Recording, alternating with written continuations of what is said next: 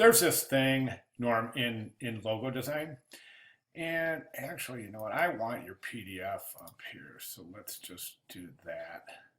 Okay, there's this thing in logo design, and it's basically it. I really require my designers to do so, and I really think it's a great practice. When you're designing a logo, work in black and white. This way, you're working with pure form, and not you're not adding any meaning associated with color. Right now, you're adding a lot of meaning here associated with color, so it's really difficult to really take a look at this in terms of pure aesthetic, pure form. Okay, and what I mean is just things like this. See how in this configuration right here, this is receding. So it's and so is it. So it's creating like these illusions, and it's really difficult to concentrate just on really what exactly is going on. So I often, it's a really good practice. Once you start it, you'll never start designing logos in color again, ever. I promise you, I'm telling you the truth. Okay, let's take a look at what's going on here. Boy, this is okay. It's got potential. I think that it needs a lot of work. This configuration, meaning this lowercase m that turns into an m.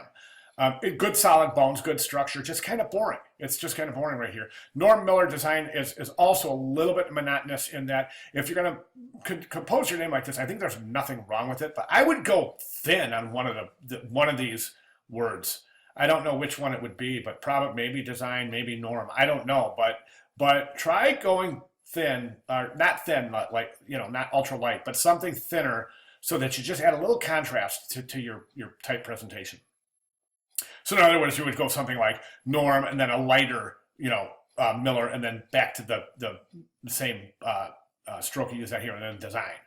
Okay, and then this in general, I think the relationship here, right here, this is too small compared to this. So you might even consider over here a two-story name. So Norm Miller, then design right here underneath Miller, or something like that. That might work. So this has potential. Keep working. And you know what? I'm just gonna say keep working, because this week 3, you'll be working on this towards what you want to finish and finalize, and then we'll be presenting this week in critique board. So I'll give you my recommendations, but keep working towards that. Presumably, you're going to make some changes between now and then. Hopefully, I would think that would make sense.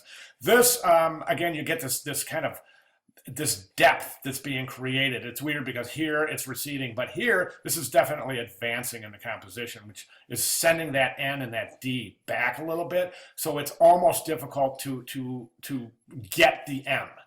Okay, I'm okay with this relationship. I'm definitely okay with this. I think this could be a lot of fun, but right now I think it still needs work.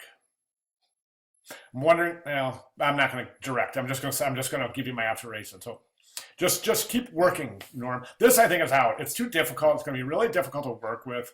I don't think it has good negative space. I really don't, because, and I'm a lover of negative space. I find wonderful design potential in negative space, but this just isn't working because of this shape right here. It's just too peculiar. And I get the end. I get the perspective grid going on here. I get it, but it's forced, Norm. It's forced. Okay, so anyways, if you have any questions, let me know. Now listen, you're free to go in the direction you want. All I can do is direct you, and it's not going to affect your grade ever, the direction you want to go. So I'm just offering food for thought. The other thing I'm just noticing about this this stroke right here is it's not standing up to these strokes. Maybe that's why it just seems like it's on a different plane. And then you've got this connection going here. It almost looks like a ribbon right there. I'm wondering if you were to bring that ribbon-like thing through this whole logo, if it might flow more fluidly. It might be cool. Try it. Think about what I'm saying. All right. Don't fall in love with these colors, Norm. Don't fall in love with them. You know the drill. Don't fall in love with the design. And I'm not sure that these colors are, well, number one, they don't have any contrast. So as it reduces in size, they're going to disappear, as we can see. Your name right here is just no contrast. It's really falling apart. And that's going to be an issue at completely gone right there. Not even legible. Here, the negative space has completely taken over that composition. So that's why I say that one's out.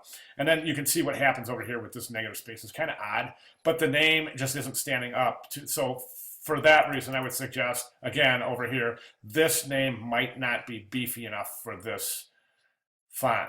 You can clearly see that the name's gone here, but you can still see the NMD.